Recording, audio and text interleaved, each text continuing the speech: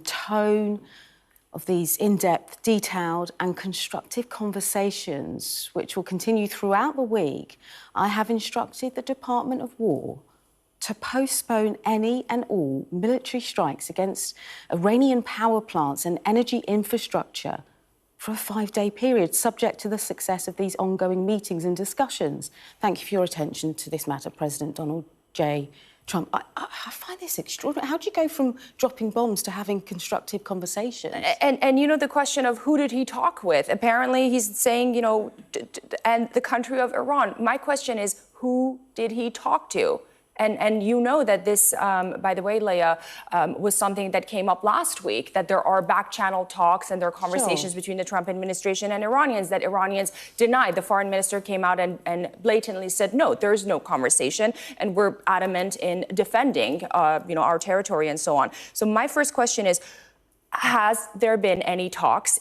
If so, with who? Because don't forget, Leah, on Friday, the president of the United States said, we killed all the leadership. I want to talk to Iran, but there's no one for me to talk to. And this is just an incredible revelation that we're just seeing on this Monday morning. Washington is just waking up early hours. And I think, once again, this speaks to the high stakes that these potential strikes would have meant for not just Iran, but that entire region. And I think we need to look at what Iranians will respond, what we hear from Iran in response to this Truth Social post. But also, Leah, I have to say, we have to wait to see what Israel would do, because we have seen in the past that sometimes the Israeli forces unilaterally take action. That was the case with the South Pars gas facilities. Initially, the Israeli government said U.S. knew about this, but then that changed, and Trump said no, the Israelis lashed out. So that reflected the divergent in the strategy.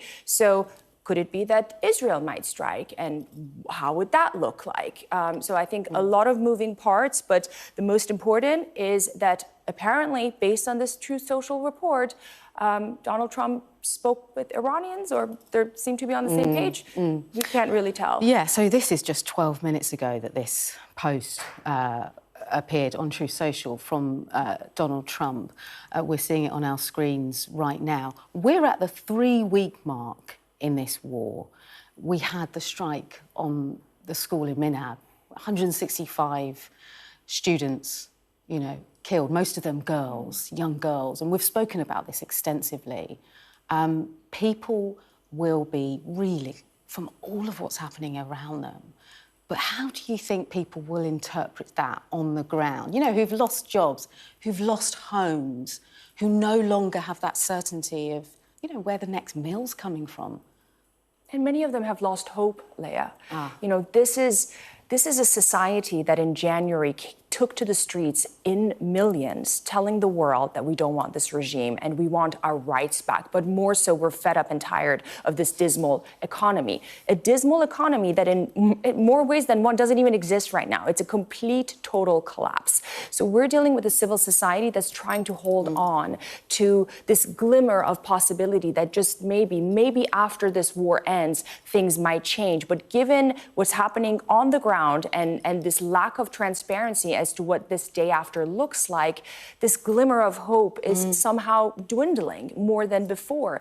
Thousands of jobs have been lost, and people in Iran don't have the trust in their government. So again, they're fending for themselves and stuck in a limbo. And we keep repeating this, but the tragedy is that there is a multitude of feelings when it comes to the Iranian people. They're disillusioned and angry at their own government. They have enormous distrust in foreign powers, and they have no control as to what their future looks like. And they're in this state of limbo and despair. Yeah. OK. Tara, thank you for jumping in really quickly to react to that and the wider implication to that post by Donald Trump. Let's bring in our economics editor, Ed Conway. Ed, what can you tell us?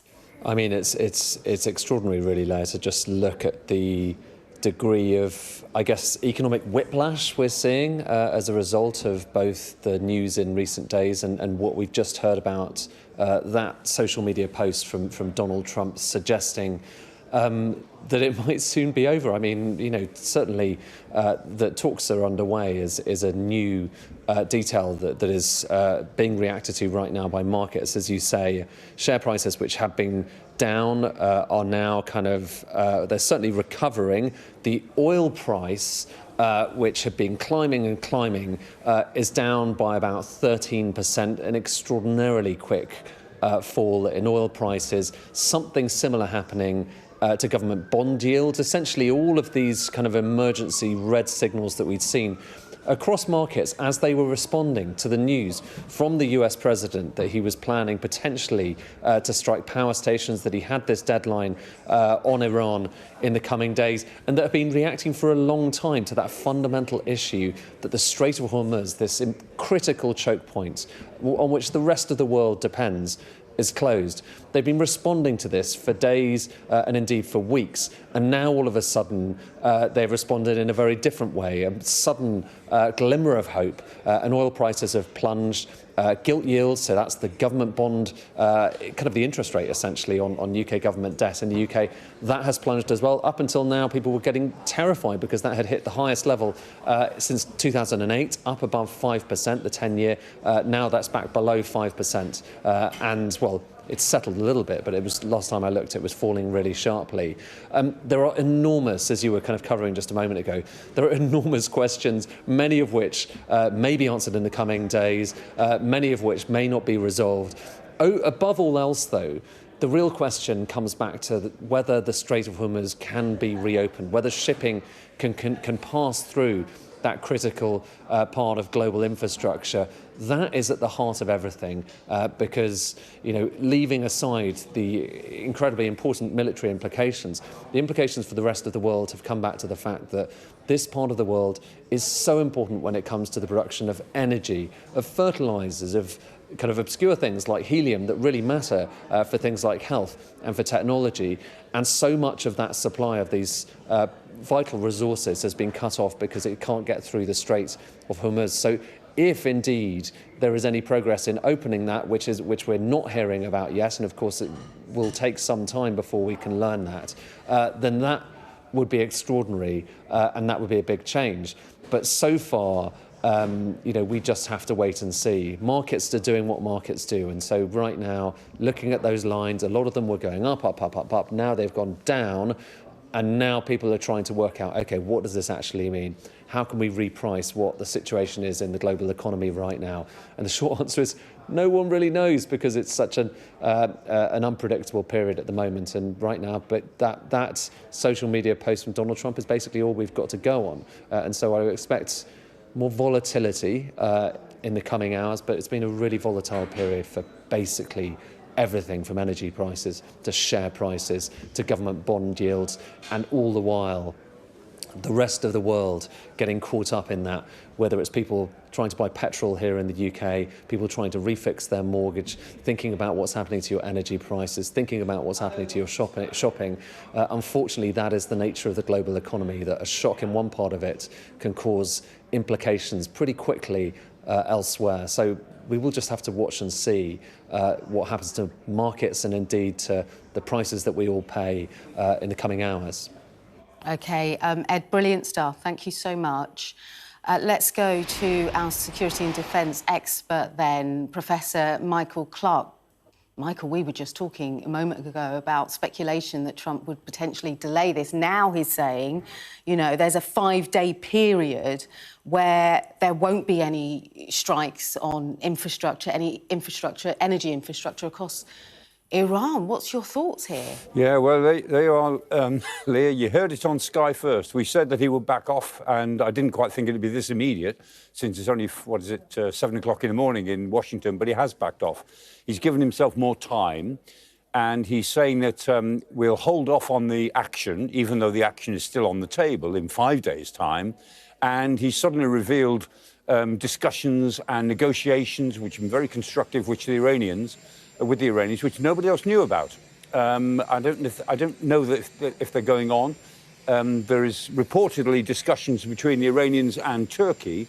The Qataris, who are normally part of these things, have said explicitly no, that they're not discussing, but that might be for public consumption, because Qatar is so angry with the way Iran has targeted them with the target of their LNG terminal. So it's possible that there's been some back channels that have gone directly to the president, but he never talked about this until now. Suddenly, they've been having deep and meaningful discussions. I think he may be exaggerating on that point, but I think we were right the first time when you and I said, what is it, half an hour ago, that this is so serious for America. This will take the war into new and completely uncontrolled territory, that even he has seen the potential danger of that, and it looks as if he's backed off, at least in the immediate sense. OK, Michael, thank you so much. Of course, Trump's statement to Iran, it leaves significant questions unanswered. Let's go to our international correspondent, Alex Rossi, who is in Jerusalem. We've heard from the president. Any word from Israel yet? Yeah, nothing yet. I'm just actually reading through this Truth Social post myself, and I suppose my immediate reaction is really just to bring attention to how bonkers all of this is. It seems that American policy when it comes to this war is being written tweet by tweet and kind of made up as Donald Trump goes along. The Truth Social post, for people who haven't seen it, is written entirely in capital letters. There are spelling mistakes in it as well, and it seems that he's kind of just changing his mind with every revolution of the sun. Remember on Friday he was saying that he was thinking of winding up the war. Then some hours later he was going to hit Iran even harder and obliterate them. And now we have this. I suppose the main reaction to this when I read it is that Donald Trump has blinked first. He said that he has a box of matches. He will destroy power plants.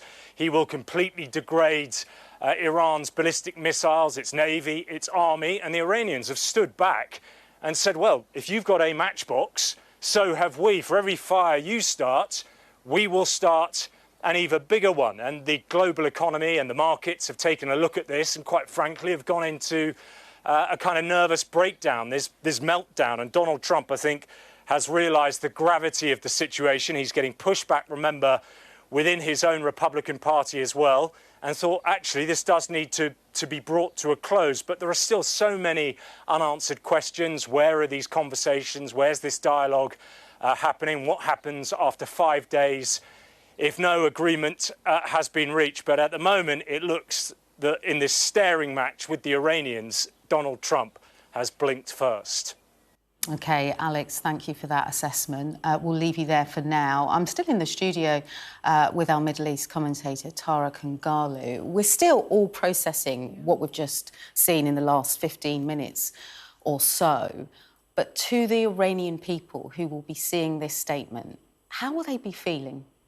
I think their shock will continue because for them, Donald Trump promised help and regime change. So many of them that have been looking forward to that, they would wonder if this regime stays, how would our life look like? Would it be further repressed? Because again, as history has shown, the government will become more repressive and more brutal toward any form of dissent. So that is one concern. If this once again gets picked up and further death and destruction continues to spread in Iran, and of course across the region, what would that look like for a country that's economy is, quite frankly, non-existent? And so I think the questions continue to linger in the minds of ordinary Iranians who are caught in between a repressive regime that has further been emboldened. And, you and I both know that the IRGC is now fully consolidated under this new supreme leader that we have yet to see and hear from.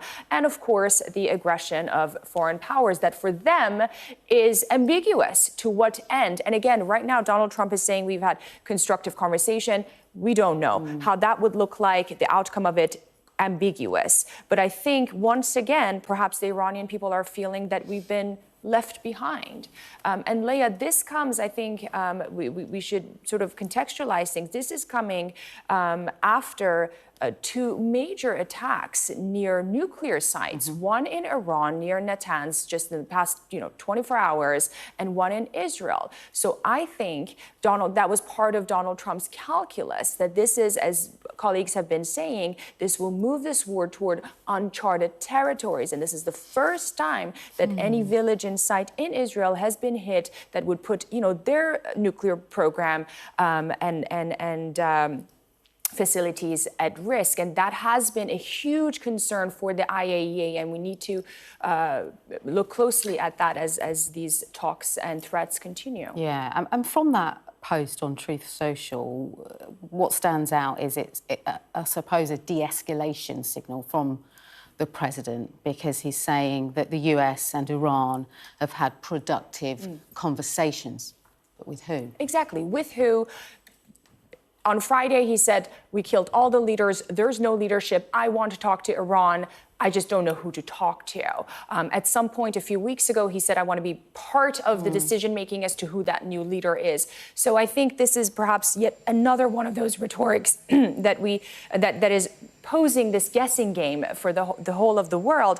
I'm also monitoring Iran news and Iran lines. We've yet to hear from the president of the country or the foreign minister. The foreign ministry is quick to tweet back.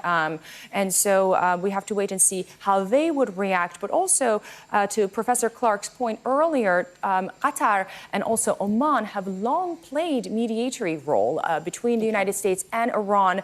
Oman was part of the nuclear talks that were abruptly put to the halt with, the day Israeli strikes hit Iran, just after Omani foreign minister presented a progress in the talks. So is Oman part of the conversation? How is Qatar involved in these presumed, again, all presumption, because we really don't know, in these back-channel talks? And Turkey, we know, has been essentially presenting itself as a country that can help put things at ease, because also, Leia, there's a whole lot at stake for Turkey. So they have huge interest in de-escalation. So who are these mediatory countries? And I think a lot will come to surface in the coming minutes and hours. But again, it's really the people in Iran and the Gulf region and Israel who are at the moment paying the price. And Lebanon, let's not forget, over 1 million people displaced, many hundreds killed. So a lot at stake. Yeah, huge humanitarian issue there in southern Lebanon. The other side to the statement, where there are big caveats, are that it's only this 5-day period, because one wonders what happens after 5 days. Exactly. Not just after 5 days, but even during the 5 days, Leia. Who can act unilaterally?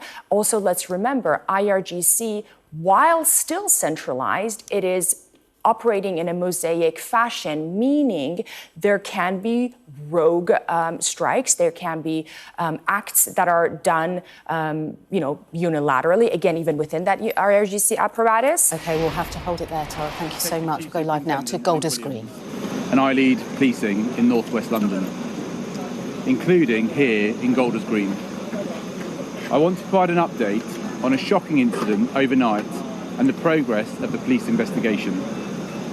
At around 1:45 hours today, we were called by the London Fire Brigade to reports of a fire on Highfield Road, Golders Green. We attended the scene where 4 ambulances from Hatzola, a volunteer-led ambulance service run by members of the Jewish community, were on fire. The attack occurred in the car park of a local synagogue where Hatzola's vehicles for this area are based. Explosions were heard as oxygen canisters on board the ambulances exploded. Nearby homes were evacuated as a precaution, with 34 residents displaced and road closures put in place. Thankfully, no injuries were reported and all of the fires were safely put out. 4 ambulances have been destroyed, but we understand the service remains fully operational and able to respond to emergencies. We were able to get local residents back into their homes relatively quickly, and I thank them for their patience and understanding.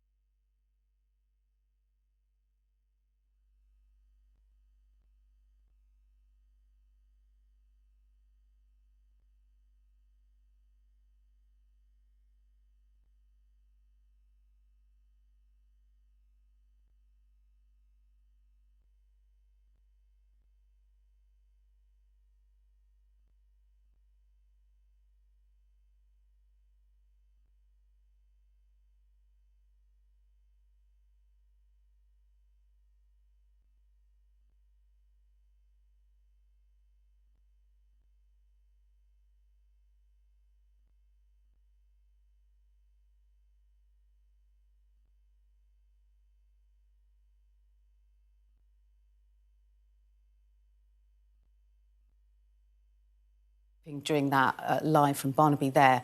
And what I'm seeing here is that Iranian state television, this is what they're saying, Tara, they're saying that the US president backs down following Iran's firm warning, so that essentially that Donald Trump blinked first.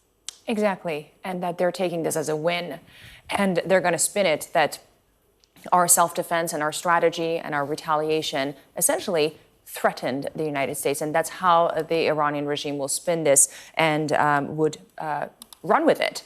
And so they're also catering to a domestic audience, for sure, but also, Leah, more than that, in this 5 days, what we have right now is an opportunity for de-escalation. There has been discussions about an off-ramp and what that looks like for the president. Now, this might very well be that off-ramp. Just moments ago, by the way, the Omani foreign minister, who has taken a huge stake in these talks over the past few months and years, really, he tweeted and he said, Oman is working intensively to put in place safe passage arrangements for the Strait of Hormuz, and this is the first country in the Gulf region, in the Persian Gulf region, that is essentially saying we want to be part of this de-escalation. And could it be possibly that Oman is playing a role in these back-channel talks? Who is part of these conversations and what these conversations look like? But I think, yes, Donald Trump blinked first, and Iran and the Iranian government is going to take this as a win, because for them, they, with the limited hardware that they have in comparison to that of the United States, they dragged this and created a war of attrition, if you so will. And for them, that was the pressure point that they needed to pursue in order to get the war to the stage that we are.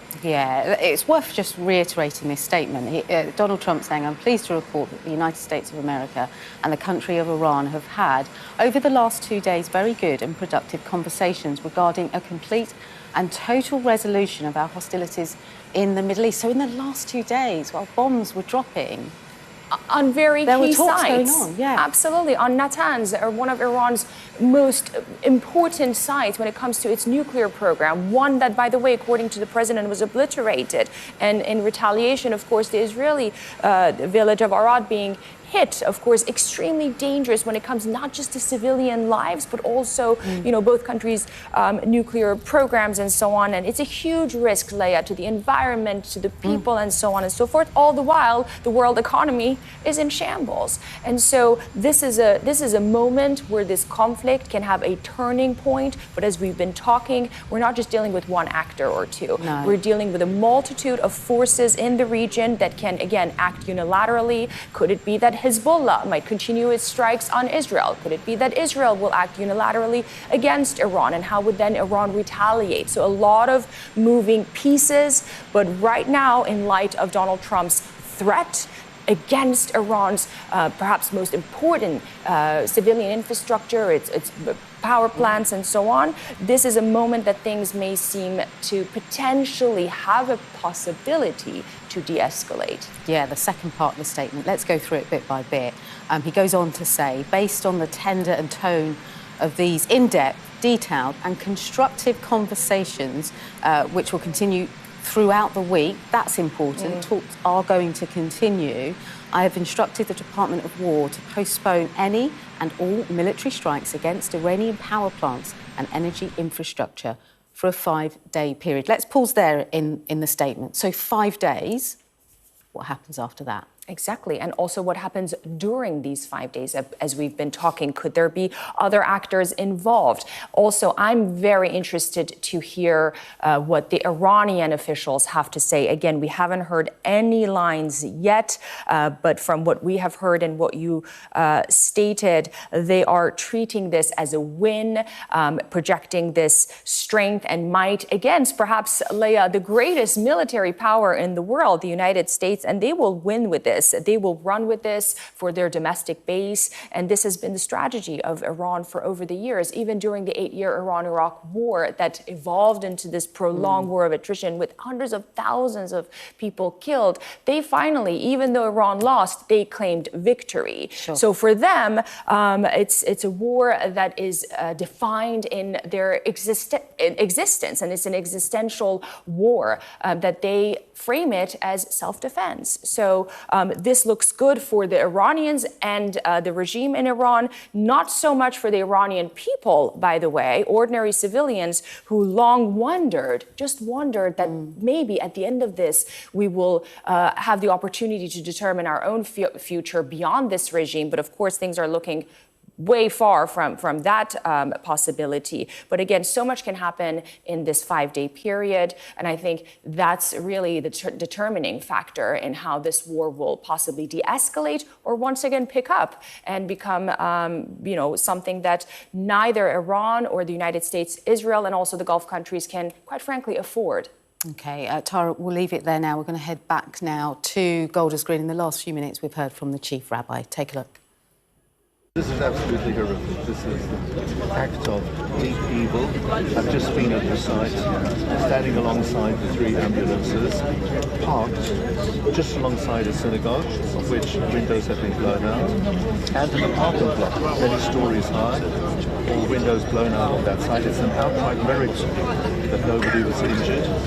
And we need to appreciate the depths of inhumanity here, how people can stoop so low.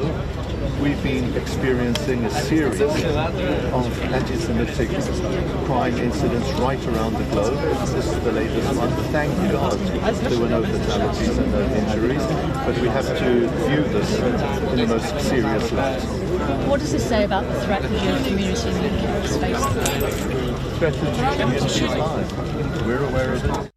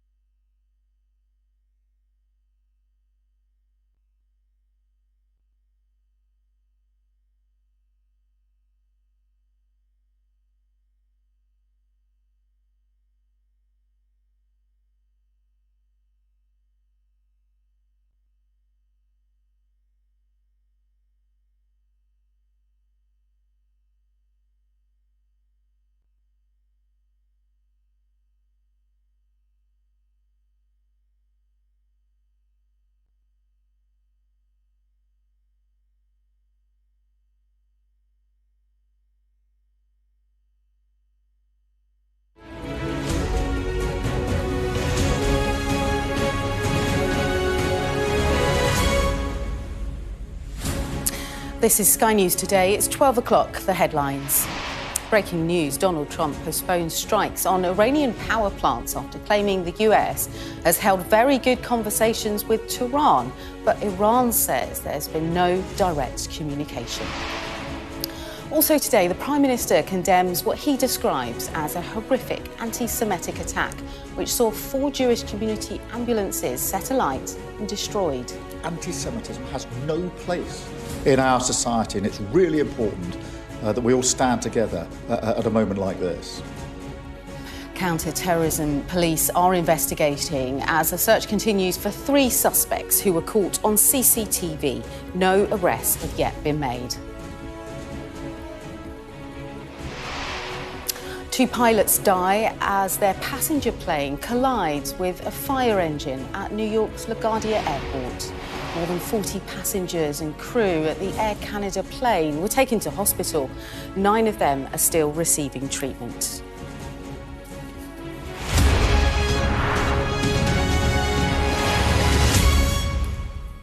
Hello, good afternoon. We do begin with breaking news, and Donald Trump says he's instructed the US military to postpone all military strikes against Iran power plants and energy infrastructure. This was as a 48-hour deadline against the country's blockade of the Strait of Hormuz loomed. Writing on Truth Social, the US president said the pause would last for 5 days and was subject to the success of the ongoing meetings and discussions. Let's read that statement in full for you. He posted on Truth Social, "I'm pleased to report that the United States of America and the country of Iran have had, over the last 2 days, very good and productive conversations regarding a complete and total resolution of our hostilities in the Middle East." He goes on to say, based on the tender and tone of these in-depth, detailed and constructive conversations, which will continue throughout the week, I have instructed the Department of War to postpone any and all military strikes against Iranian power plants and energy infrastructure for a 5-day period, subject to the success of the ongoing meetings and discussions. However, the Iranian media says Donald Trump has backed down from attacking its power plants following a firm warning from Tehran. The Iranian Fars news agency, citing a source, also claimed there had been no direct communication with the US nor through intermediaries. Our international correspondent, Alex Rossi, is in Jerusalem. What do you make of this statement, Alex? Extraordinary. Yeah, I think that probably is the best word that sums it up. It is absolutely extraordinary. Here we have, it seems, the policy when it comes to this war of the United States being punched out on a phone or an iPad or something like that and delivered to the world. And it seems to be, again, another contradiction, another kind of whiplash change in approach. Remember, at the beginning of the weekend, Donald Trump was saying that he was considering winding down the war. He later said that Iran was going to be completely obliterated. Then he issued this ultimatum. They had 48 hours to open the Strait of Hormuz, or he would start destroying their power plants, starting with the biggest one. Now, of course, we have this extraordinary post on Truth Social saying that actually talks are going on in the background, no explanation of who those talks are with, and they've made good progress, and there's not going to be any attack on a power plant for the next 5 days. I think in the background to all of this, you have to remember that the markets, when they opened, had a nervous breakdown. They went into meltdown. There are big splits now within the Republican Party of Donald Trump in terms of the approach to this war, and he seems to, when it comes to the Iranians, have blinked first. Remember, he made this threat, which was escalation. The Iranians just stared him down and said, well, if you do this, we will also escalate. We will start hitting critical infrastructure that's important to the United States and Israel throughout the Gulf. We will also target desalination plants, water supplies of countries which are in the desert and have no rivers and lakes. And so they upped the ante, and it appears that Donald Trump, when it comes to this part of the conflict, has blinked first. There are, though, still significant questions about how these talks are going on, if indeed they are happening, and the Iranians are denying them. And what happens over the next 5 days? Are all strikes paused or just on the power plants?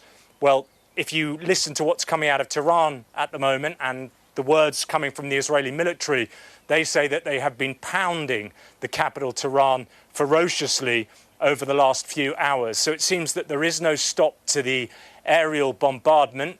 What that means in terms of the war and Iran's retaliation, I think we'll wait and see. Okay.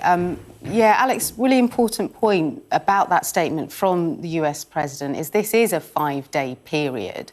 We're hearing from an IDF spokesperson a statement saying that the IDF has begun another wave of attacks in Tehran against infrastructure of the, as they put it, Iranian terror regime across the capital. I suppose the worry is we just don't know what might happen next. Yeah, I mean, Iran is likely to retaliate, and we've also seen here in Israel in the last, 24 hours or so, that they still have significant capabilities, despite what the United States and Israel have said about degrading their capabilities when it comes to ballistic missiles. I was down in Arad in southern Israel yesterday looking at the destruction. One of the ballistic missiles got through, another got through in Dimona. Both of them are sensitive towns because they're near the nuclear research facility in Israel. Iran said that was a direct consequence of the attacks that Israel and the US had made on its Natanz nuclear facility. So Iran still has capability. This war is certainly not over, but we were talking over the weekend about whether or not it was reaching a turning point with this threat from Donald Trump. But it appears now that the turning point may very well be that we're turning a corner towards the end. But we should reiterate, Iran has denied that there are any talks going on with the United States. So that perhaps brings into question some of the substance of Donald Trump's Truth Social post. Really important point. Alex Vanel, thanks so much. Joining me now in the studio is Middle East commentator Tara Kangalu. That's really important, what Alex was saying there. Iran essentially saying, look, we're not talking to the US. Where does that leave the situation? What does that speak to of that Truth Social post that we were just talking about in the last half an hour?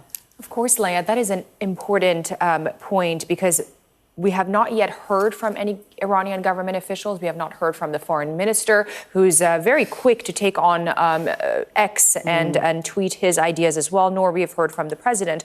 But what we have heard, though, are from two semi-state news organizations, Fars and Tasnim, extremely close to the government and IRGC. So they're saying that according to sources in Iran, there have been no talks.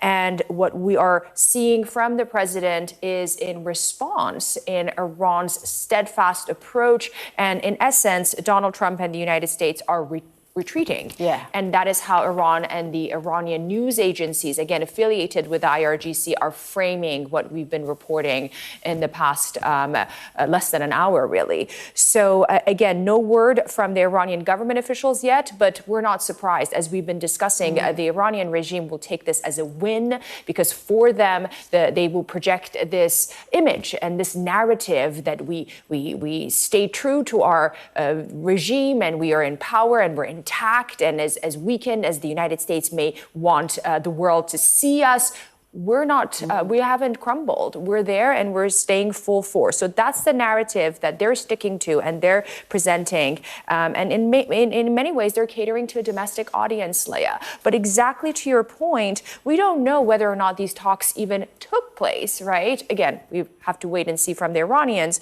But what happened right now with Donald Trump's Truth Social post is that he created an opportunity for an off-ramp. He created an opportunity for a potential de-escalation. But what happens between now and that, fifth day is important, not what really happens after. But in the meantime, who's going to act in what way? Who are the Gulf countries that may potentially engage in some form of de-escalation effort? We know Oman has long been involved in the nuclear talks that were going on right before, the joint Israeli-U.S. attacks on Iran on that February 28th. How would Oman present itself in these talks? It's continuing to be attacked, by the way, of course, less than other Gulf countries.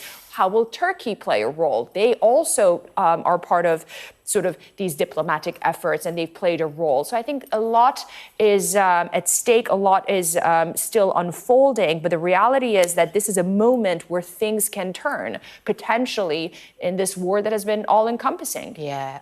Tara, also to talk about, this is a line from the Tasnim news agency that we know is close to the IRGC, Iran. yes. Yeah. What they're citing is that a source close to the Iranian regime is saying that the Strait of Hormuz will not return to pre-war conditions as long as the psychological warfare continues. So Donald Trump might want to be de-escalating this on Truth social media, but this is a real-world moment now that will affect millions of people around the globe. But they're saying this is psychological warfare. Nothing changes as that continues. Indeed, and we have to remember that for the Iranian regime, the foreign minister and other officials have said the Strait of Hormuz is open to our friends, not our adversaries. And as you know, this is perhaps the most important and strategic tool for the Iranians and the Iranian regime to use against Washington. And I'm not surprised to hear that from Tasnim, again, an extremely close publication to the IRGC. But also, Leah, the past week or so, there have been talks of potential engagement. I mean, there was a moment a few days ago where similar talks of potential Backchannel discussions between Iran and the Trump administration were ongoing, which Iran denied, of course. But the foreign minister said something very telling. He said, we're not after a ceasefire. We're not opposing to it. However, when the ceasefire happens, we want to make sure, we being the Iranian regime, they want to make sure that we're not attacked again. So they want to see a day when this war comes to an end, that it would not happen, and that there's concessions made that would put an end to all of this. I think that's the position of the Iranian regime, that the day comes when all of this ends, we don't want to be threatened again. We don't want to engage in negotiations and conversations and talks where at any moment the United States and Israel would attack us or somebody will pull out. And I think that's the position of the Iranian government. And in light of any concrete concession from, the United States or concrete plan as to what their potential dealings would be with Iran, the regime inside Iran will retaliate and continue to stick to its narrative of defiance. Thank you, Tara. Really appreciate your input on this story. Well, the markets, they've also been reacting to that post by President Trump. Let's get the latest analysis then from our economics editor, Ed Conway. Take a look.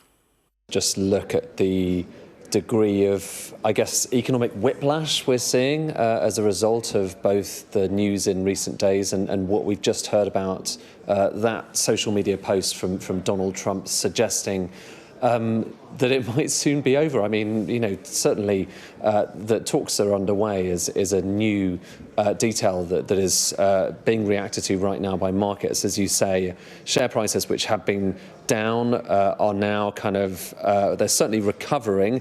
The oil price, which had been climbing and climbing, is down by about 13%, an extraordinarily quick fall in oil prices. Something similar happening to government bond yields. Essentially, all of these kind of emergency red signals that we'd seen across markets as they were responding to the news from the US president that he was planning potentially to strike power stations, that he had this deadline on Iran in the coming days, and that have been reacting for a long time to that fundamental issue that the Strait of Hormuz, this critical choke point on which the rest of the world depends, is closed. They've been responding to this for days and indeed for weeks. And now all of a sudden they've responded in a very different way. A sudden glimmer of hope and oil prices have plunged. Gilt yields, so that's the government bond, kind of the interest rate essentially on UK government debt in the UK, that has plunged as well. Up until now, people were getting terrified because that had hit the highest level since 2008, up above 5%, the 10-year. Now that's back below 5%. And, well, it's settled a little bit, but it was, last time I looked, it was falling really sharply. There are enormous questions, many of which may be answered in the coming days, many of which may not be resolved.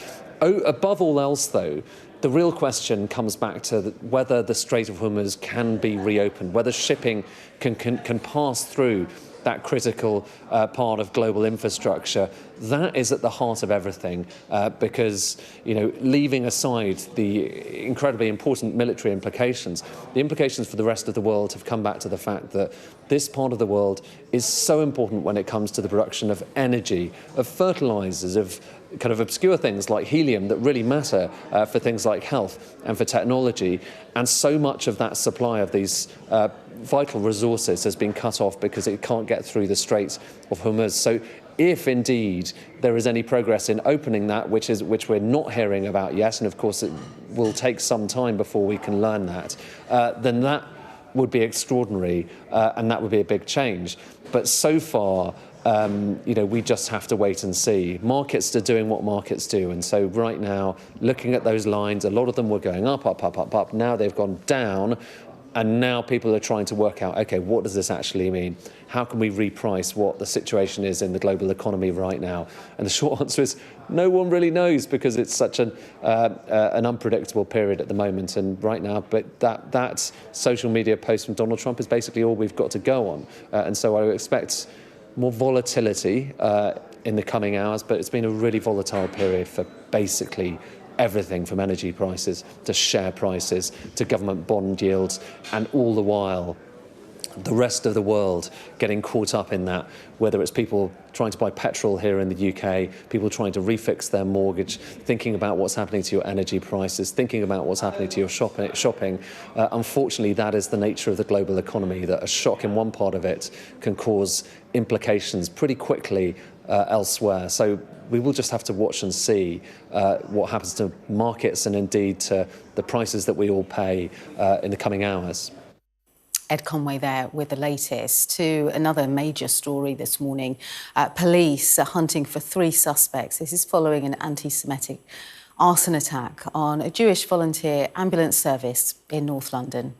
CCTV appears to show 3 people setting an ambulance alight. This is in Golders Green in northwest London. In the early hours of Monday morning, police say 4 ambulances were attacked in total. Let's take a look at some live pictures now. The London Fire Brigade, they're essentially saying the vehicles were destroyed after cylinders inside those ambulances that you saw exploded, and the force of the blast caused windows to break in a nearby block of flats. That's a car park that's outside the synagogue that you can see there. There don't believe to be anyone who was injured in the incident. It happened at 1:45 in the morning.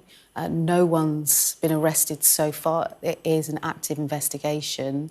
The Prime Minister, well, he's called for communities to all stand together after this attack. Well, this is a horrific anti-Semitic attack. And, of course, my thoughts, I think all of our thoughts, will be with those in the vicinity, the residents who are understandably very concerned, a Jewish community across the country deeply concerned. I've already been in touch with community leaders this morning and will continue to do so during the day. But anti-Semitism has no place in our society, and it's really important that we all stand together at a moment like this. Correspondent Barnaby Papadopoulos can give us the very latest from the scene. Barnaby, bring us up to speed. Well, Leah, it remains.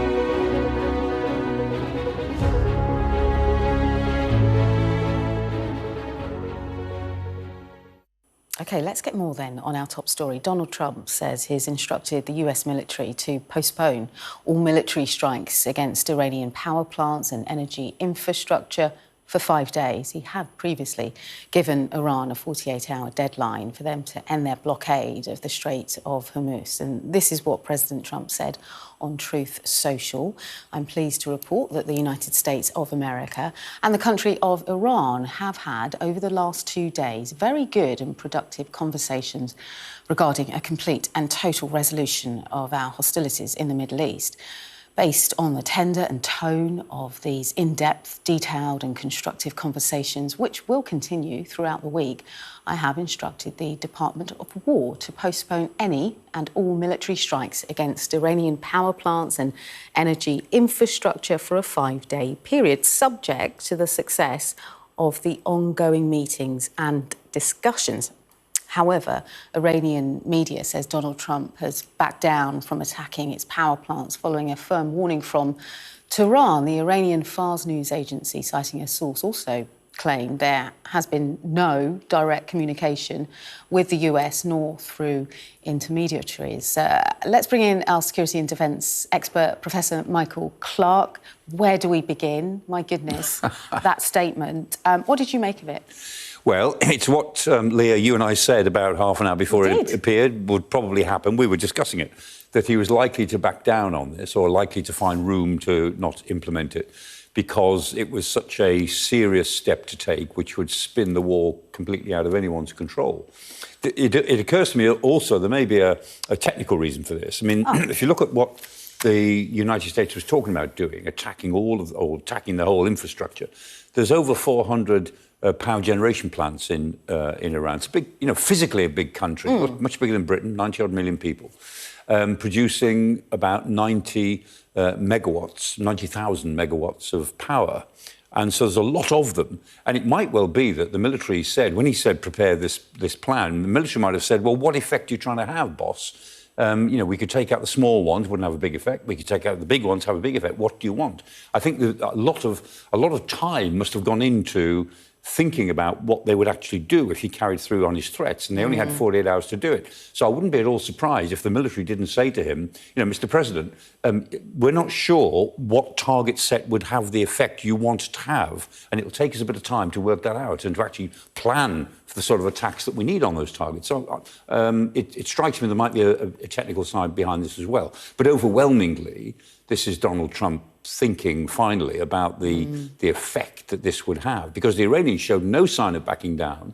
They simply said, well, if you do that, we'll do the same in the Gulf, and we'll go for the desalination plants, which will be disastrous, completely disastrous to Gulf societies, because there they all are. By definition, desalination plants are on the coast, and so they're all along the other side of the Gulf. Very easy to target from Iran's point of view. Very, very vulnerable. And they seem to be prepared to carry that out. And interestingly, the Iranians are now saying, we didn't have any talks with them, either directly or through intermediaries. Yeah, that's what I thought was really interesting, because they're framing this as, unilateral decision. Yeah. You backed off, Mr. President. Taco. Trump always chickens out. That's what they will say. We stood up to you, you backed out. The Iranians think that they're winning. I mean, they've established conditions. They've said we want a closure of all American bases.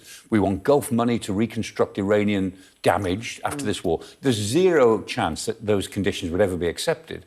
But the fact that they're naming these conditions tells you that they think they're winning. They think that they're in a position to establish some terms rather than just wanting the war to stop. So, as misguided as that may be, because ultimately I think this may bring down the Iranian regime, not now, but maybe in 6 months' time or 2 years' time. They may win the war against America and then lose the war against their own people and the other states in the Gulf who will have nothing to do with them after this war. So I think in the long term, Trump's policy might work, but not now, this way. That's the difference. Oh, Michael, I could talk to you about this for hours and hours. We're going to have to leave it there for now. Thank you so much for your analysis. It's always top drawer. We're going to return now to the police hunt for 3 suspects. This is after an anti-Semitic arson attack. It took place on a Jewish volunteer ambulance service in North London. So this is CCTV footage. It appears to show 3 people setting an ambulance alight in Golders Green in northwest London in the early hours of Monday morning. Police are saying 4 ambulances were attacked in total. We heard from Detective Chief Superintendent Luke Williams from the Met Police, and he was saying that the investigation into the incident is now being led by counter-terrorism police. Joining us now from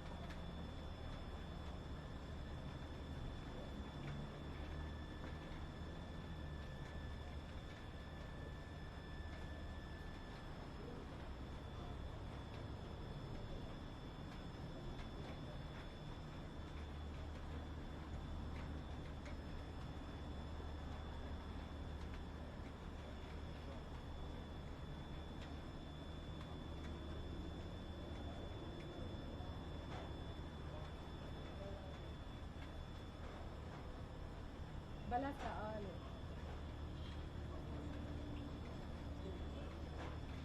هون يودعونا باي باي فيو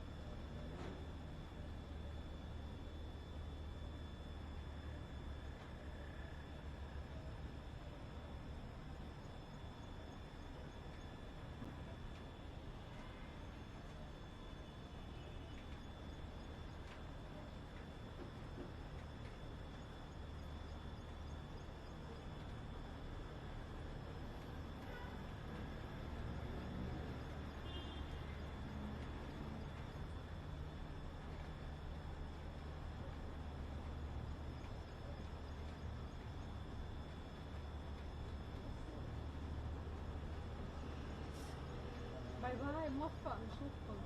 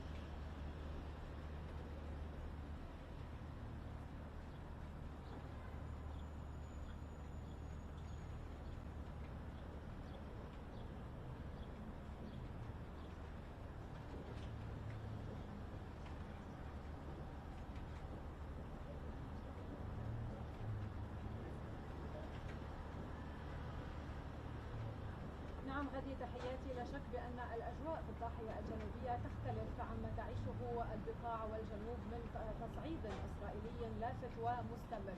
بداية أريد أن أنوه إلى أنه عند الساعة 6 مساء هذا اليوم تصل طائرة مساعدات مقدمة من منظمة الصحة العالمية وصندوق الأمم المتحدة إلى مطار رفيق الحريري الدولي، حيث يكون باستقبالها وزير الصحة العامة الدكتور كان ناصر الدين. وأيضا نشرت وزارة الصحة العامة التقرير اليومي والذي تشير فيه إلى تطورات العدوان الإسرائيلي على لبنان، والذي بلغت حصيلته حتى مساء البارحة 1029 شهيدا و2786 جريح.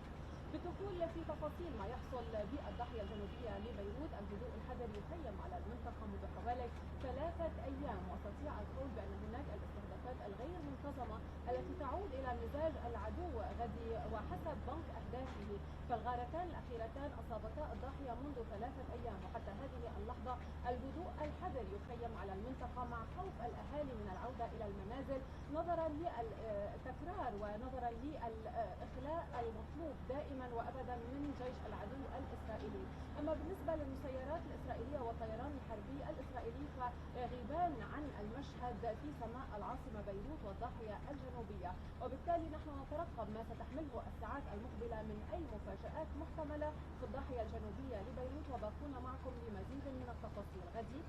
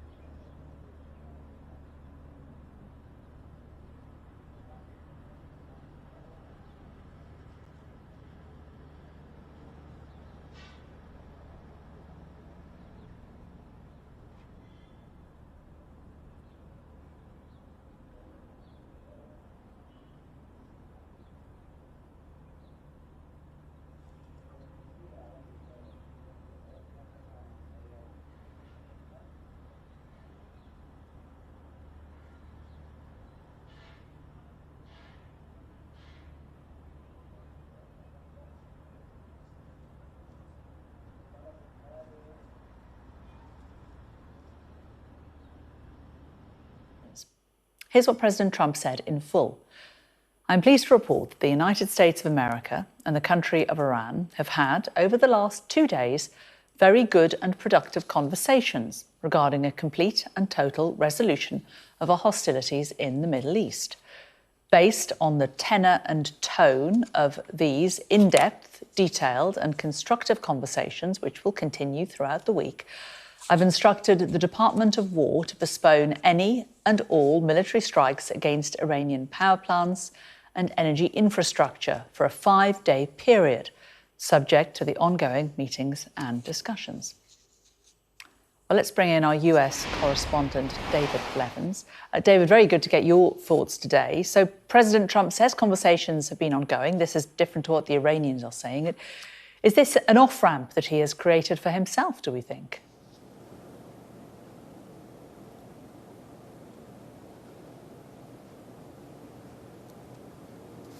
This is not terribly surprising. President Trump has gained a reputation for issuing drastic threats and then changing his mind, whether they are issued in a fit of pique from which he later cools down, or it is his own brand of diplomatic strategy. Well, take your pick. Either way, this is not de-escalation, not yet. It is simply a short-term tactic with a number of objectives. He is trying to pressure Iran into halting its attacks on shipping in the Strait of Hormuz and to engage in broader negotiation.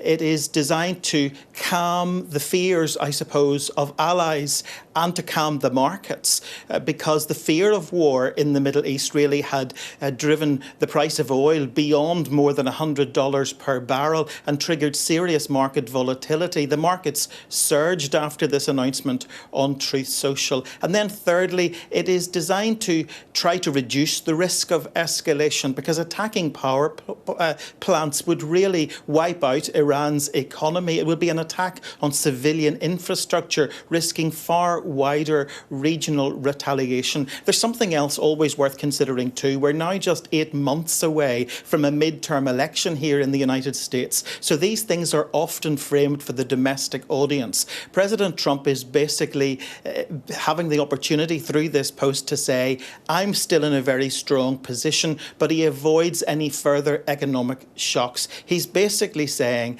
I'm willing to negotiate, but I'm ready to escalate if necessary. David, thanks very much for that. Our international correspondent Alex Rossi has the latest from Jerusalem.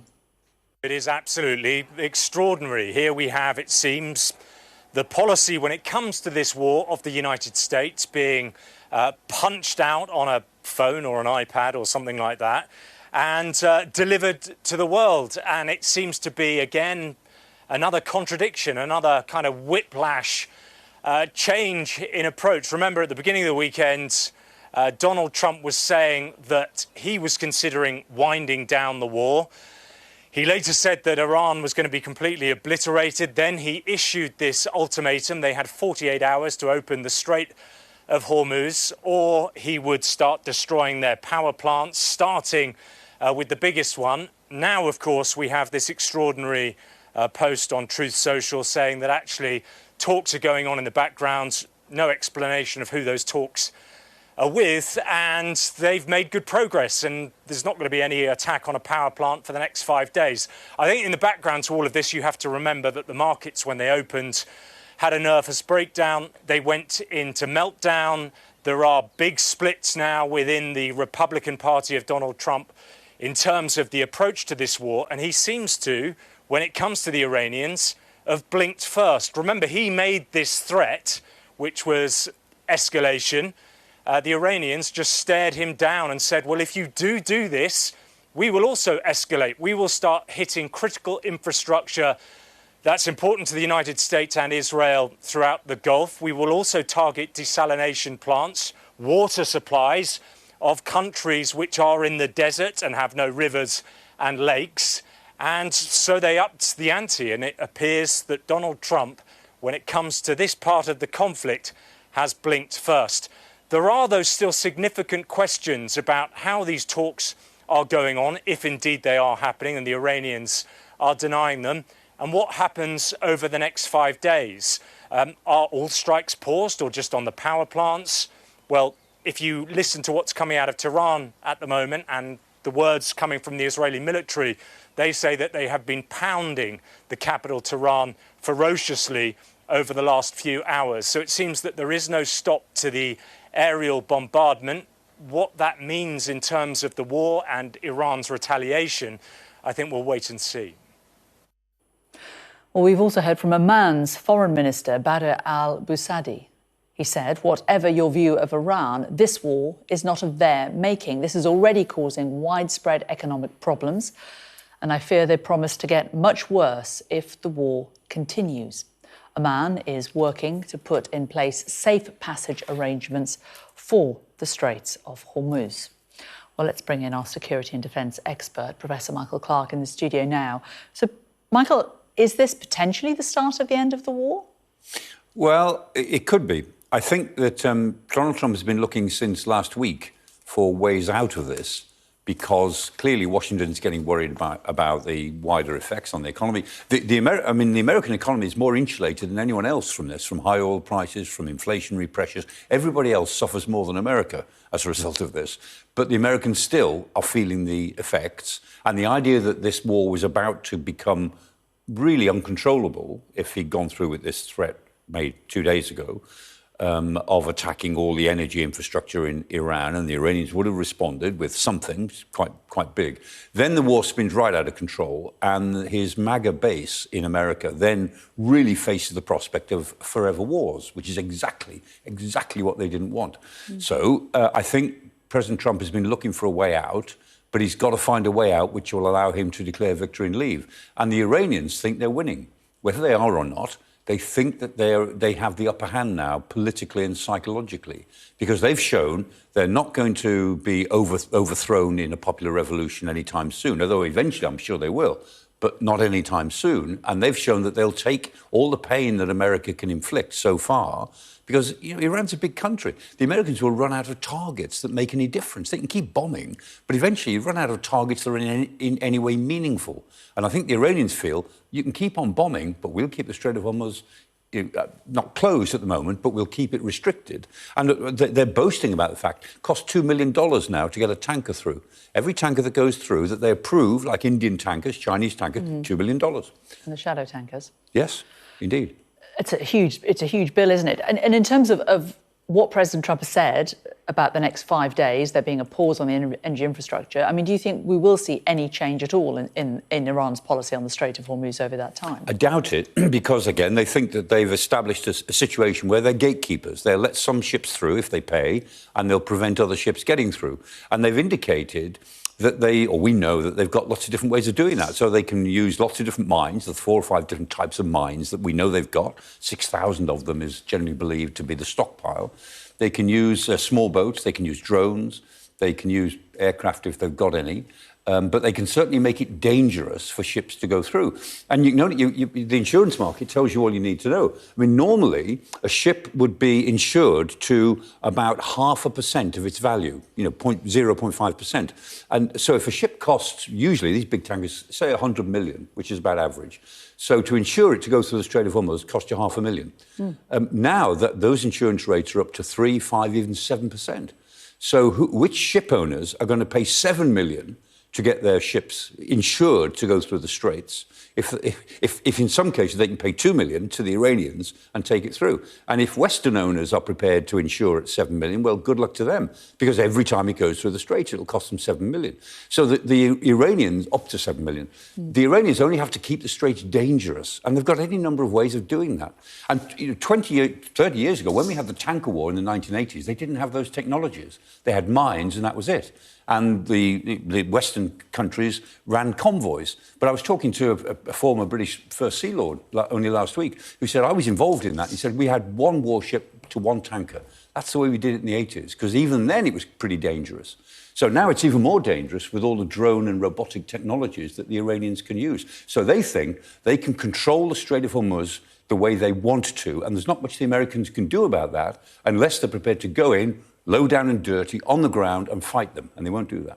And in terms of getting an escort through with enough capability to fight all of these threats from Iran, I mean, is that a possibility? Because as well as drones and missiles, there is potentially also the mines as well. So exactly. there's what there was in the 80s and then some. You interest me strangely because you look at it, the Americans can't do it themselves. You'd say, well, surely America can do everything on its own if it wanted. No, they can't.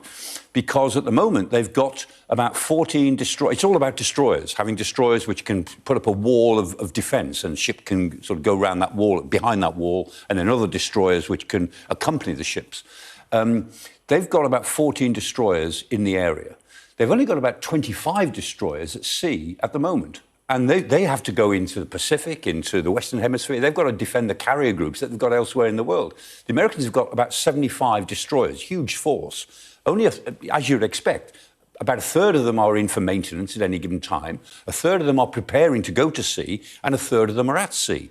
So they've got about 25 destroyers to play with. 14 of them are already there, and that's not enough to do the job. So they don't have minesweepers. They have 3 littoral combat ships which do the minesweeping job these days. They sent 2 of them to Malaysia the week before this attack was launched. Why? Who knows? I mean, so 2 of these littoral combat ships are sitting in Penang as we speak. One of them has gone dark, the Canberra, the USS Canberra, and nobody knows where it is. Maybe it's out of commission, maybe it's doing something secret. But they don't have minesweepers, they don't have enough destroyers. Unless they're prepared to fight their way into the Straits and keep them safe, the Americans alone can't do it. Fascinating. Michael, thanks very much. We're getting more from Michael throughout the afternoon. Well, the markets have been reacting to that post by President Trump in the minutes after his announcement. We spoke to our economics editor, Ed Conway. Just look at the degree of, I guess, economic whiplash we're seeing as a result of both the news in recent days and what we've just heard about that social media post from Donald Trump suggesting that it might soon be over. I mean, you know, certainly that talks are underway is a new detail that is being reacted to right now by markets. As you say, share prices which have been down are now kind of, they're certainly recovering. The oil price, which had been climbing and climbing, is down by about 13%, an extraordinarily quick fall in oil prices. Something similar happening to government bond yields. Essentially, all of these kind of emergency red signals that we'd seen across markets as they were responding to the news from the US president that he was planning potentially to strike power stations, that he had this deadline on Iran in the coming days, and that have been reacting for a long time to that fundamental issue that the Strait of Hormuz, this critical choke point on which the rest of the world depends, is closed. They've been responding to this for days and indeed for weeks, and now all of a sudden they've responded in a very different way. A sudden glimmer of hope, and oil prices have plunged. Gilt yields, so that's the government bond, kind of the interest rate essentially on UK government debt in the UK, that has plunged as well. Up until now, people were getting terrified because that had hit the highest level since 2008, up above 5%, the 10-year. Now that's back below 5%, and well, it's settled a little bit, but it was, last time I looked, it was falling really sharply. There are enormous questions, many of which may be answered in the coming days, many of which may not be resolved. Above all else, though, the real question comes back to whether the Strait of Hormuz can be reopened, whether shipping can pass through that critical part of global infrastructure. That is at the heart of everything, because, you know, leaving aside the incredibly important military implications, the implications for the rest of the world have come back to the fact that this part of the world is so important when it comes to the production of energy, of fertilizers, of kind of obscure things like helium that really matter for things like health and for technology. And so much of that supply of these vital resources has been cut off because it can't get through the Strait of Hormuz. So if indeed there is any progress in opening that, which we're not hearing about yet, and of course it will take some time before we can learn that, then that would be extraordinary, and that would be a big change. But so far, you know, we just have to wait and see. Markets are doing what markets do, and so right now, looking at those lines, a lot of them were going up, up, up, up, up. Now they've gone down, And now people are trying to work out, OK, what does this actually mean? How can we reprice what the situation is in the global economy right now? And the short answer is no one really knows, because it's such an unpredictable period at the moment. And right now, but that social media post from Donald Trump is basically all we've got to go on. And so I would expect more volatility in the coming hours. But it's been a really volatile period for basically everything from energy prices to share prices to government bond yields, and all the while the rest of the world getting caught up in that, whether it's people trying to buy petrol here in the UK, people trying to refix their mortgage, thinking about what's happening to your energy prices, thinking about what's happening to your shopping. Unfortunately, that is the nature of the global economy, that a shock in one part of it can cause implications pretty quickly elsewhere. So we will just have to watch and see what happens to markets and indeed to the prices that we all pay in the coming hours. Well, to the other major story this morning, and police are hunting for 3 suspects following an anti-Semitic arson attack on a Jewish volunteer ambulance service in North London. CCTV appears to show 3 people setting an ambulance alight in Golders Green in northwest.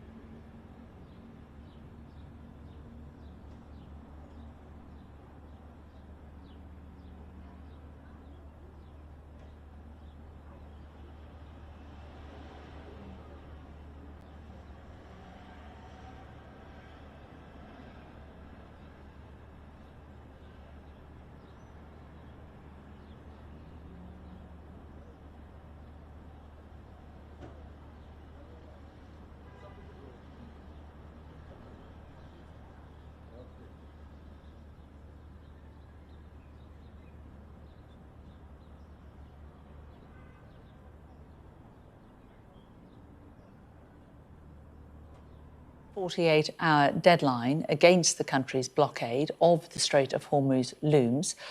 Writing on his Truth Social, this is what he said in full. I'm pleased to report that the United States of America and the country of Iran have had, over the last 2 days, very good and productive conversations regarding a complete and total resolution of our hostilities in the Middle East. Based on the tenor and tone of these in-depth, detailed and constructive conversations, which will continue throughout the week, I've instructed the Department of Law to postpone any and all military strikes against Iranian power plants and energy infrastructure for a 5-day period, subject to the success of ongoing meetings and discussions. Well, Iranian media says Donald Trump has backed down from attacking its power plants following a firm warning from Tehran.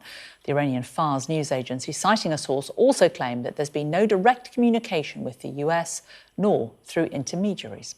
Well, joining me here in the studio is Middle East commentator Tara Kangalu. So, Tara, President Trump says good, productive conversations. Iran say something slightly different. What are they saying about what kind of communications there have been? Well, so far, Jane, they've been denying. Even the foreign ministry has, according to Iranian outlets, denied any form of communication and talks. And this, by the way, is something we've seen last week. There was a moment when the United States said that Iranians have come to us requesting ceasefire. And the Iranian foreign minister was soon to rebuke that and said, no, we're not asking for a ceasefire. In fact, if there is one, we want to make sure that attacks of such would never happen again.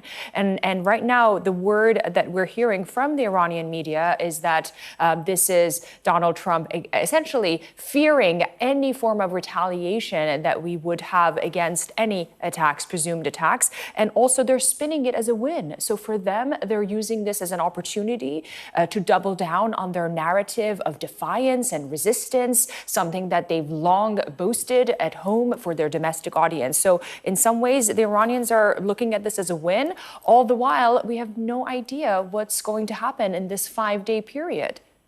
Iran are saying that there aren't talks. America is saying there are. I mean, if there are talks going on, perhaps talks that Iran doesn't want publicly to know about, who might be involved behind the scenes? Who might be brokering these talks? I was actually speaking with a source in the Gulf, and he has just come back from China, and he said, the whole world. So the whole world want to be part of these mediations because, as we've seen, this conflict has affected the entirety of the global economy. And so it's only natural to think that many countries around the world want to see a de-escalation. But of course, to be specific, we both know that Oman has long played a mediatory role.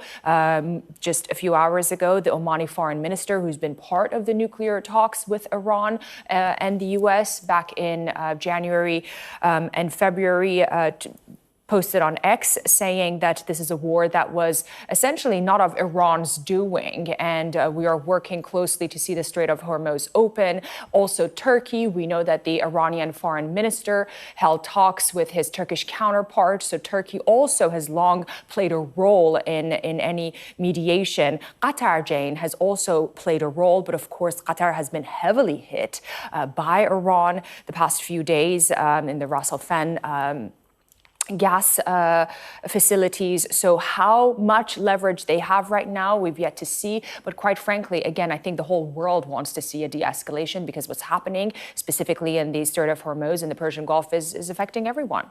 And for people inside Iran, the fact that Trump isn't going to necessarily attack oil and gas fields doesn't mean that there won't still be missile attacks on other sites, does it?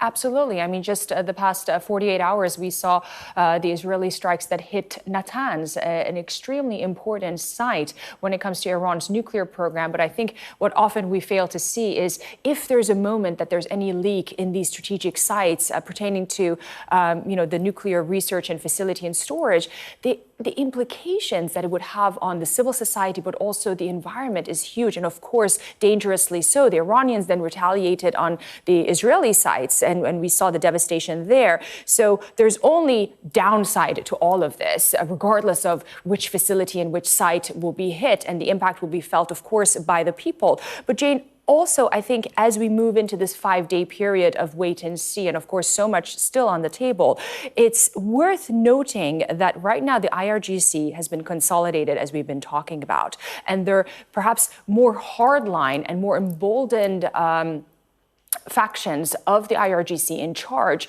who will be even more difficult to deal with when it comes to any potential talk and mediation and negotiation. So in some ways, the United States' job has become harder because they're now left to deal with people who, really don't want to deal with the U.S. as they might have maybe 2 months ago. Tara, really interesting. Thank you. Thank you very much. All right, let's get a quick look at the weather. Dinner under the stars tonight? That reminds me of our travel insurance. You mean All Clear Skies? All Clear Travel Insurance sponsors Sky News weather. It'll turn cooler and more unsettled this week with strong winds, showers and more prolonged rain at times. Mostly mild today, although windy in the north and west with coastal gales possible. Most places look dry into the middle of the afternoon, but northwestern Scotland will be wet. Other northern parts will be rather dull and locally damp. Northern and central Scotland will see some fairly persistent rain later, while the northwest of Ireland, Northern Ireland and southern Scotland can expect some patchy outbreaks. Elsewhere, it'll stay dry, although cloudy.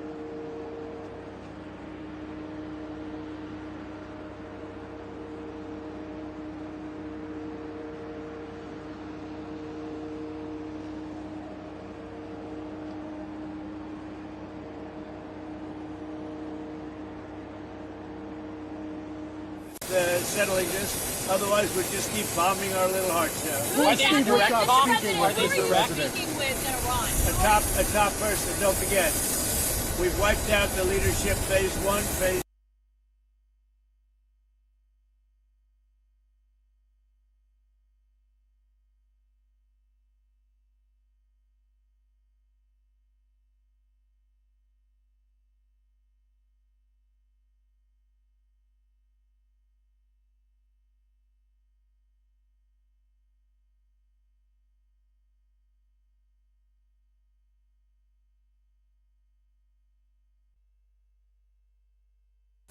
But the people that seem to be running it, and they seem that based on really facts, because things they've said have taken place.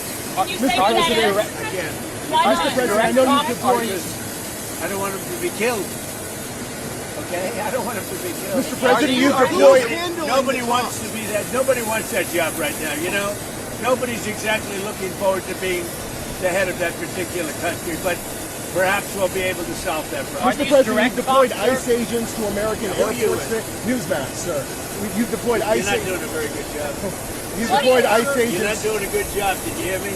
Okay, go ahead. What exactly do you want from these talks? You believe it? I'm taking CNN over Newsmax. What exactly are you looking for in these talks, Mr. President? We're looking for all of the things that we've been talking about. We want to see no nuclear bomb, no nuclear weapon, not even close to it. Low key on the missiles. We want to see peace in the Middle East. We want the nuclear dust. We're going to want that. and I think we're going to get that. We've agreed to that. Yeah, we've agreed to that. You want the enriched uranium before you can end this. And we want no enrichment, but we also want the enriched uranium. If this happens, it's a great start for Iran to build itself back, and it's everything that we want. And it's also great for Israel, and it's great for the other Middle Eastern countries, Saudi Arabia, UAE, Qatar, all of them, Kuwait and Bahrain in particular. So it's great for all of them. If the war is ending, do you still need $200 billion? It's always nice to have. It's always nice to have. It's a very inflamed world, and the Democrats inflame it. You know, largely the Democrats inflame it. Let me just talk about the others. So ICE has done very well. I've requested. Now, you know, I'm a big believer that they should be able to wear masks when they go and hunt down, you know, murderers, criminals, and others. But for purposes of the airport, I've requested that they take off the mask. I don't like it for the airport, and I believe they are willing to do that. Why do they wear masks not at the airport, but they need to do it when they're out in the country? Because the people coming into the airport, typically speaking, aren't murderers, killers, drug dealers, etc. There may be a few of them, but there aren't many. They're people that want to come into the country, or that people want to leave the country, going to maybe their home country. So I didn't think it was an appropriate look for an airport. I think it's a very appropriate look when they're out on the streets, trying to find one of the 11,888 murderers that Sleepy Joe Biden led into our country. Elon Musk. Last year you gave a $10,000 bonus. Sorry. Last year you gave a $10,000 bonus to UK workers who kept showing up to work during the shutdown. Will you do that again? Well, it could happen. It's amazing. There's people that are really, really loyal and great, and it's not easy for them. And this is all caused by the Democrats. Just so you know, all this money was approved. Everything was approved. This is done. The Democrats went in, and they want to have radical left lunatics come into our country. They want to have drug dealers. They want to have murderers come into our country. They want to have open borders, and we're not letting it happen. That's what this is all about. They don't want voter ID. They don't want proof of citizenship. They don't want mail-in ballots. They're so corrupt. What they want, the only thing they want is mail-in ballots. So we also added, as you know, into the Save America Act. And it's called Save America. It's not the Save Act. But we added no transgender mutilization of our children and no men in women's sports. Sir, Elon Musk, if these talks go well, and you reach I don't think he's going to be a businessman. If these talks go well and you reach a ceasefire agreement with Iran, do you believe Israel would abide by that agreement? I think Israel will be very happy with what we have. We just spoke to Israel a little while ago. I think they'll be very happy. This will be peace for Israel, long-term peace, guaranteed peace. If this happens, and I can't guarantee it, but I think it's going to. My life is a deal. That's all I do is deals my whole life. I think this is something that's going to happen. And why wouldn't it happen? So tomorrow morning sometime, their time, we were expected to blow up their largest electric generating plant that cost over $10 billion to build. It's a very good one. There was no dearth of money. And one shot, it's gone. It collapses. Why would they want that? So they called. I didn't call. They called. They want to make a deal. And we are very willing to make a deal. It's got to be a good deal. And it's got to be no more wars, no more nuclear weapons. They're not going to have nuclear weapons anymore. They're agreeing to that. Any of that stuff, there's no deal. And if they don't go well, sir, and you target... You said you want to get the enriched uranium. How are you going to get the enriched uranium? Are you going to send... Very easy. If we have a deal with them, we're going down and we'll take it ourselves. Can I ask you, the Treasury lifted sanctions on Iranian oil that was out this week. You criticized President Obama for giving Iran $1.7 billion. Well, I just want to have as much oil in the system as possible. But Iran is and we don't even know if Iran gets that money. Frankly, I think it's very hard for them to get it. But you have ships that are out there that are loaded up with oil. Rather than keep it there, I would rather see it go to the system. Any small amount of money that Iran gets is not going to have any difference in this war. But I want to have the system be lubricated. Even $14 billion, you don't think helps them? Where's the $14 billion? With the inflated price, they get $14 billion from the... I don't think they're getting the money. I can tell you, when this is all over, I will tell you who's getting the money. Mr. President, the Marines from California, given that it'll take them weeks to arrive, is the intention to police the strait or take off? What are you doing? Well, it's been reported that their Marines just left California, left San Diego last week, or the end of the week. Why are they headed there now? Well, let me ask you this. If you were in my position, and I asked you that question, do you really believe I didn't give you that crazy question? Sir, Mr. President. Sir, if we don't talk about strategy. Yeah? Sir. Yeah, let in by Biden. It's devastating. These people were let in by Biden. We're getting them out. We're getting them out fast. That's why ICE is so important. They're doing such a good job. This animal, I saw the whole thing last night. They gave me a briefing. Came in through Joe Biden with his open door policy, and his borders are Kamala, who never saw the border. Never made one phone call. All the ICE people, you see, they all know me. Everyone knows me. They like me. I speak to them all the time. Didn't make one phone call during 4 years. She was the border czar to anybody on the border. Never went there. This person came in through the open door policy of Joe Biden, and we're taking them out by the tens of thousands. We're doing a great job, but it's a shame. They've hurt our country. Just remember this. Joe Biden and that gang of radical left lunatics, some very smart but radical left and bad ideology, sick people. These people have hurt our country very badly. Sir, if we do end up hitting those Iranian power plants, how is that different from what Russia has been doing in Ukraine by hitting Ukrainian power plants? Well, I think it's a lot different. And if you look at the nuclear weapons that they wanted to have, that they wanted to possess, a lot of things are different. I'm not a fan of what Russia's doing either, just so you understand.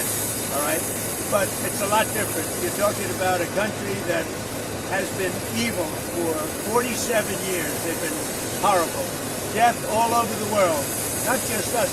Look at the way they attacked unexpectedly all of those countries surrounding us. It was not supposed to. Nobody was even thinking about it. But they wanted to take over the Middle East, and they wanted to knock out Israel permanently.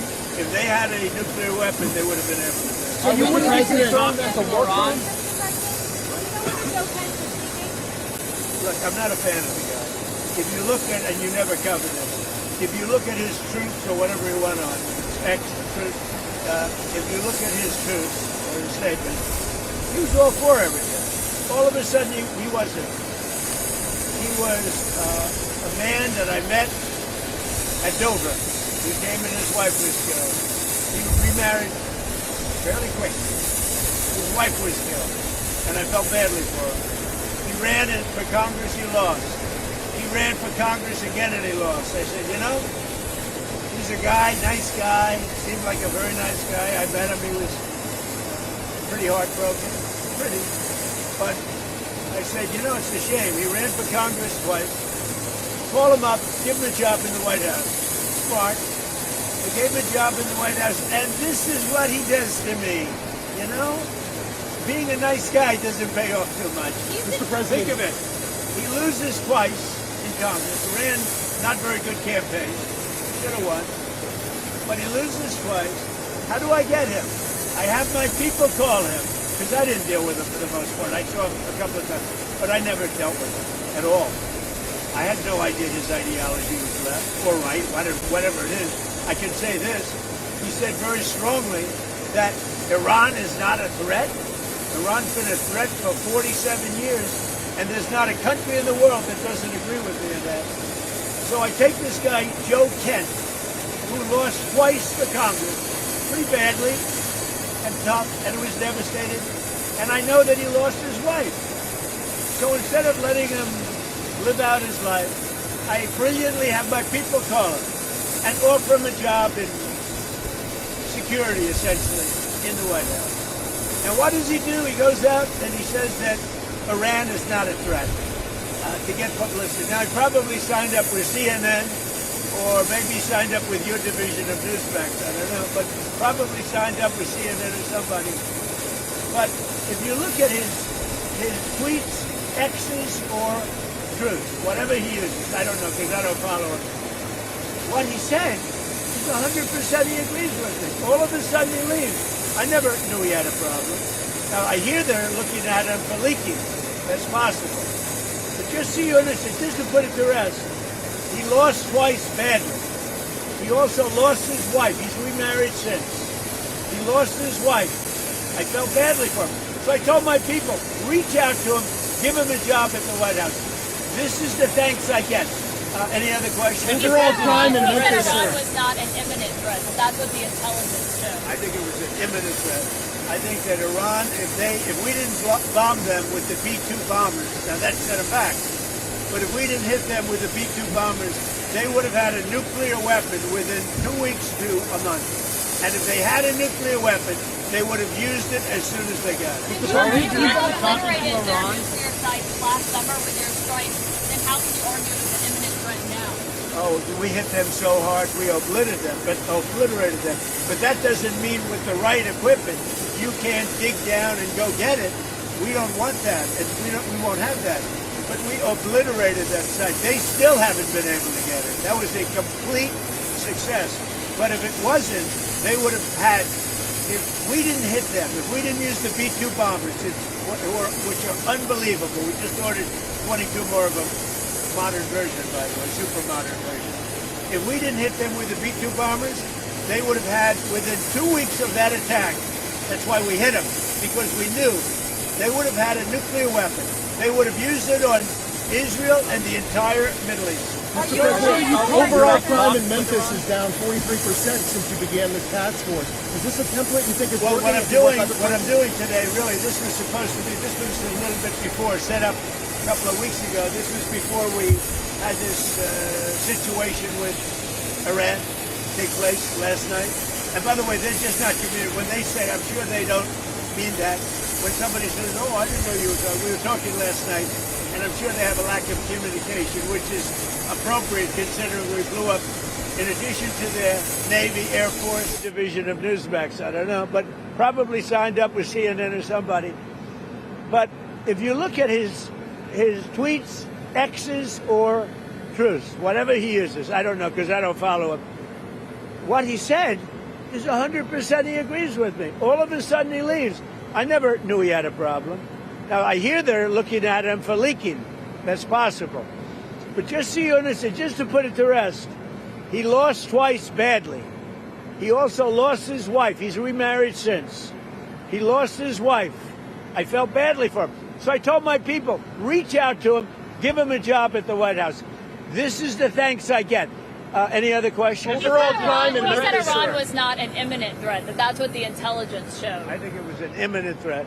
I think that Iran, if we didn't bomb them with the B-2 bombers, now that set them back, but if we didn't hit them with the B-2 bombers, they would have had a nuclear weapon within 2 weeks to a month. And if they had a nuclear weapon, they would have used it as soon as they got it. If you obliterated their nuclear sites last summer with your strikes, then how can you argue it was an imminent threat now? Oh, we hit them so hard we obliterated them. But that doesn't mean with the right equipment you can't dig down and go get it. We don't want that, and we won't have that. But we obliterated that site. They still haven't been able to get it. That was a complete success. But if it wasn't, they would have had. If we didn't hit them, if we didn't use the B-2 bombers, which are unbelievable. We just ordered 22 more of them. Modern version, by the way, super modern version. If we didn't hit them with the B-2 bombers, they would have had, within 2 weeks of that attack, that's why we hit them, because we knew they would have had a nuclear weapon. They would have used it on Israel and the entire Middle East. Overall crime in Memphis is down 43% since you began this task force. Is this a template you think is working? Well, what I'm doing today, really, this was a little bit before, set up a couple of weeks ago. This was before we had this situation with Iran take place last night. And by the way, they're just not communicating. When they say, I'm sure they don't mean that. When somebody says, oh, I didn't know you were talking. We were talking last night, and I'm sure they have a lack of communication, which is appropriate considering we blew up, in addition to their Navy, Air Force, every division, their radar. We also blew up all of their anti-aircraft and communication. So they have no telecommunications. So there is a lack of, I would imagine, a lack of coordination. If you're worried about the miscommunication. Well, we think all we can do is think, look, we have numerous leader groups. They've all been killed. Very dangerous position. Khomeini was killed. Khomeini's son is unavailable. Nobody knows what happened to him. I can say they haven't seen him there either. Something is going on with him. But regardless, I don't consider him really the leader. But they do have some leaders left because we blew up group number 1, group number 2, a lot of group number 3.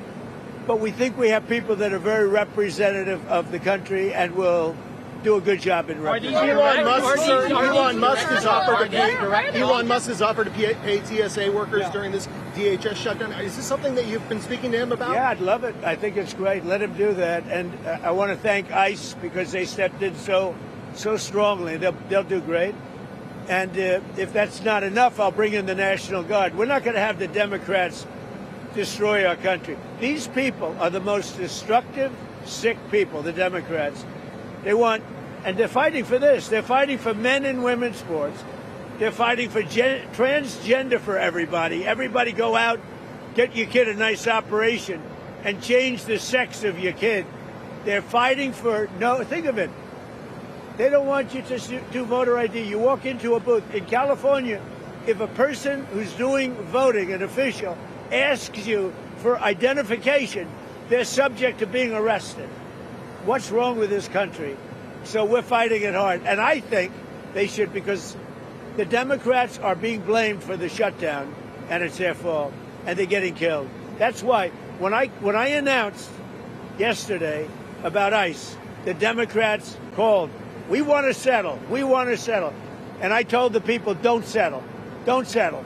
Because we have something bigger. Only settle if you get the Save America Act, voter ID, and so important, proof of citizenship, etc. Thank you very much. Whose idea was that to put ICE in the airport? We're dealing really... Whose idea was it? Mine.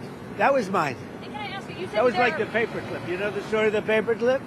182 years ago, a man discovered the paperclip. It was so simple. And everybody that looked at it say, why didn't I think of that? ICE was my idea. First person I called was Tom Homan. I said, what do you think? He said, I think it's great. Then I saw today there was some masks on. I didn't think the masks were appropriate. I put out a statement and I asked them, would it be possible to take off the mask? Because they should wear a mask when they're dealing with the murderers and the thugs let into our country. You said there's many points of agreement with Iran right now. Many. What, can you give us a few Many, of those? like 15 points. 15 points. Iran has said yes. Well, they're not going to have a nuclear weapon. That's number 1. That's number 1, 2, and 3. They will never have a nuclear weapon. Said yes to that? They've agreed to that. Will we see illegal migrant arrests at airports, sir? Arrests? Will we see ICE arresting illegal migrants at airports? Yeah, that's why the Democrats are going crazy. Because they've allowed, by what they did, and hold up, we put ICE, who are a very high level, I mean, they really are a high level group of people. And they love it because they're able to now arrest illegals as they come into the country. That's very fertile territory. But that's not why they're there. They're really there to help. Are we talking to Iran directly? To no enrichment whatsoever, even for medical purposes, civilian purposes? They have. Thank you. What about the Strait of Hormuz? Who's going to be in control of that? That'll be opened very soon if this works. How soon? And who's in control of it? Will Iran still be able to control the flow of oil? Be jointly controlled. By who? Maybe me. Maybe me. You want the United States to be in Me control and the Ayatollah, whoever the Ayatollah is, whoever the next Ayatollah. Look, and there'll also be a form of a very serious form of a regime change. Now, in all fairness, everybody's been killed from the regime. They're really starting off. There's automatically a regime change. But we're dealing with some people that I find to be very reasonable, very solid. The people within know who they are. They're very respected. And maybe one of them will be exactly what we're looking for. Look at Venezuela, how well that's working out. We are doing so well in Venezuela with oil and with the relationship between the president-elect and us. And maybe we find somebody like that in Iran. Are you considering any more options to lower the price of oil while these talks? The price of oil will drop like a rock as soon as a deal is done. I guess it already is today. No, we have a very serious chance of making a deal. That doesn't guarantee anything. I'm not guaranteeing anything. I'm not going to come out here in a week or 2 weeks and have you all say, oh, you said. I didn't say anything. All I'm saying is we are in the throes of a real possibility of making a deal. And I think if I were a betting man, I'd bet for it. But again, I'm not guaranteeing anything. They want to make a deal very badly. Thank you. What changes would you like to see in DHS under Mark Wayne Mullen? Well, he's going to be fantastic. He'll make his own change. He's already given me a list of people he wants to bring. He's a fantastic guy. I think he's just the right guy. You all know him. He's a very open, smart guy, very successful actually in business, which people don't know. And he's a friend of mine. I think Mark Wayne is going to be fantastic. Thank you. Are these direct talks going on? On the plane crash that happened there? Terrible. They made a mistake. It's a dangerous business. That's terrible. Thank you.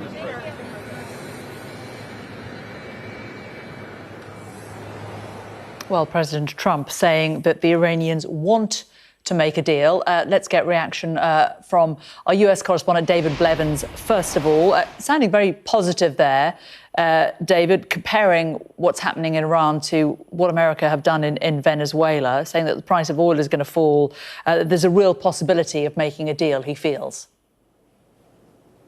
Yes, we're in the throes of possibility, I think, was one of the final things the president said before boarding Air Force One, where he will now travel from Florida to Memphis for a security event there. So much to unpack from the last few minutes on the tarmac. He says Iran wants a deal, the United States wants a deal, and they're going to meet together soon. He explained that they'd been having conversations by phone until now due to communications problems as a result of the war. He said if the 5 days when he's not going to attack their power plants go well, then it's very possible we'll see an end to the war, and if not, we will, and I quote, continue bombing our little hearts out. He revealed that the people involved in these negotiations are his envoy Steve Witkoff and son-in-law Jared Kushner. He said they were having strong talks, major points of agreement, perhaps all points of agreement. When asked about that later, he said there were 15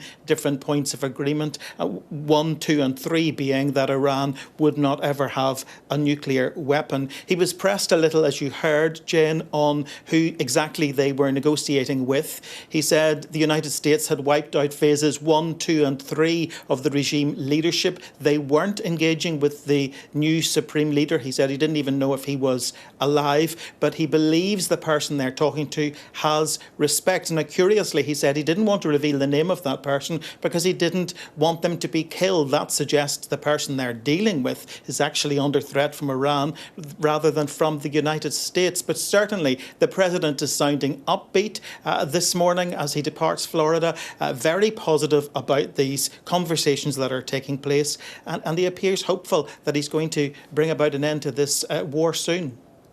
David, thank you very much. Well, as David said, a great deal to unpick. Let's bring in our security and defence expert, Professor Michael Clark, and also Middle East commentator Tara Kangalu. Michael, to you first of all.